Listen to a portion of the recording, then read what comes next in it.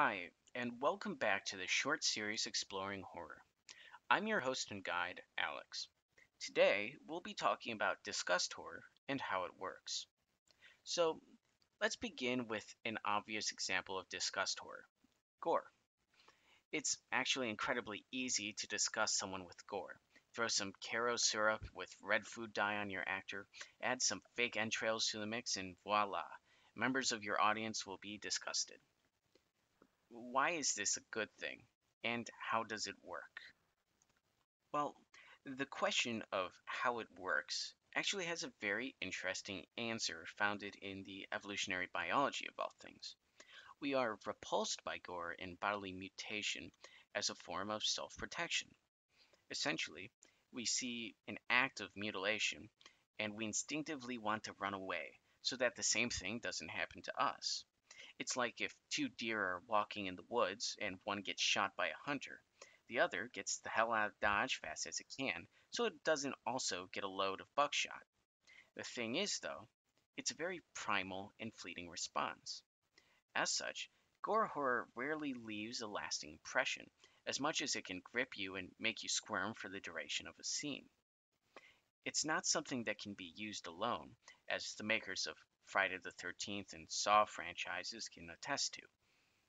Once they shifted all their focus into making the gory and fantastic kills, audiences stopped caring. It's the same reason that the first Human Centipede movie is a passable horror film, while the other two are absolutely horrid wastes of time. So why use gore at all? Certainly, you can have an amazing horror movie with little to no gore, so why risk repulsing your audience? That must be a bad thing, right? Well, to answer that, let's look at another type of disgust horror called body horror. For good examples of this, we can look at pretty much anything in David Cronenberg's body of work, and films like Tetsuo the Iron Man, John Carpenter's The Thing, An American Werewolf in London, or the anime Akira. See, you don't have to mutilate the body to disgust an audience. You can just distort it. If you want a quick reference, look up a painter named Francis Bacon. He's well known for captivating audiences with his strange and twisted versions of human beings. Most of them are so far gone that they're unrecognizable. It has an ability to very profoundly impact you, even though you're disgusted. For many, it's actually the disgust and repulsion that makes the art so interesting in the first place. The same can be said for Hieronymus Bosch. Essentially, people seek out extreme emotions. It's why they go to a horror movie in the first place.